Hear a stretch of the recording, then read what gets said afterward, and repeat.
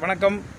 Indian நம்ம தமிழ்நாட்டு பெருமை, அதை விட சென்ட்ரலையும் தாண்டி இன்டர்நேஷ்னல் லெவலில் ஒரு மிகப்பெரிய ஒரு ஜாம்பவான் வந்துட்டு ஒரு மிகப்பெரிய ஐயா பாரிவேந்தர் ஐயா.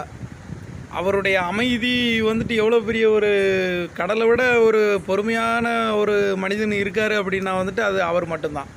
இதை நான் ஏன் சொல்ல வரேன் அப்படின்னா, ஒரு இன்டர்நேஷ்னல் லெவலில் உள்ள ஒரு நம்ம தமிழ்நாட்டில் ஒரு அறிவியல் மையம் ஒன்று இருக்குது அவருக்கு.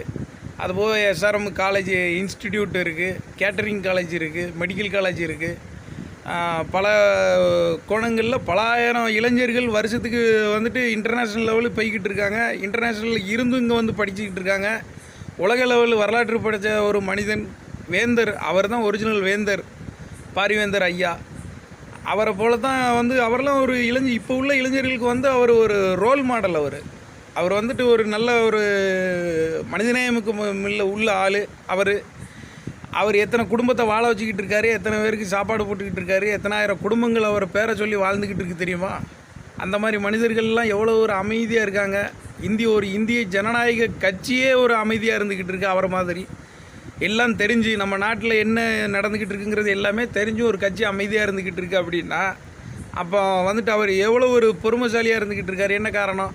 இளைஞர்களுக்கு தெரியும் நம்ம நாட்டு எப்படி இருந்துக்கிட்டு இருக்குது அப்படிங்கிறது. இளைஞர்கள் எத்தனாயிரம் பட்டதாரிகள் உருவாகி வெளியில் போய்கிட்டு இருக்காங்க. நம்ம நாட்டினுடைய வளர்ச்சி பாதையை அவர் உண்டு பண்ணி கொண்டு போய்கிட்டு இருக்காரு. அவருடைய வரலாற்றெல்லாம் இடம் பிடிச்ச மனிதர். அதே மாதிரி பகல்காம நம்ம சகோதர குடும்பங்கள் வந்துட்டு தீவிரவாதிகளால் பாதிக்கப்பட்ட குடும்பத்துக்கு வந்து ஐயா மோடி அவர்களுக்கு வந்து 1 கோடி ரூபா நிதி, குடும்பத்துக்காண்டி அவங்க பாதிக்கப்பட்ட குடும்பத்துக்கு 1 கோடி ரூபா நிதியுதவி நான் தருகிறேன் என்று கடிதம் எழுதியிருக்காருன்னு சொல்லி நமக்கு ஒரு நண்பர்கள் மூலிமா நமக்கு தகவல் வந்துச்சு. உடனே எனக்கு அவர் பழைய ஞாபகம் எனக்கு வந்துட்டு. அவங்க வந்துட்டு ரொம்ப ஒரு நல்ல மனிதர். அவரை பற்றிலாம் பேசணும். இனிமேல் பெரிய பெரிய ஆட்களை பற்றி தான் நம்ம பேசணும். சாதனையாளர் அவரெல்லாம், உலக சாதனை மனிதன் அவரை பற்றிலாம் பேசணும். இளைஞர்களே அந்த மாதிரி ஒரு ஆட்கள் பச்சை தமிழர்களை பற்றி நம்ம தெரிஞ்சுக்கிடுங்க.